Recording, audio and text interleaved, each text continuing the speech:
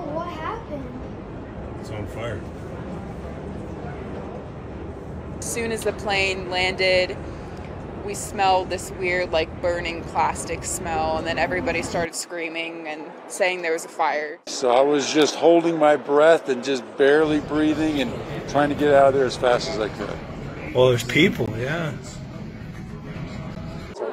It was just a bunch of panicky people around me, and the gentleman right next to me was a fireman, so he was trying to calm everybody down. And, you know, a lot of people were screaming profanities and things like that, like, get the door open, you know. People are going down the slide.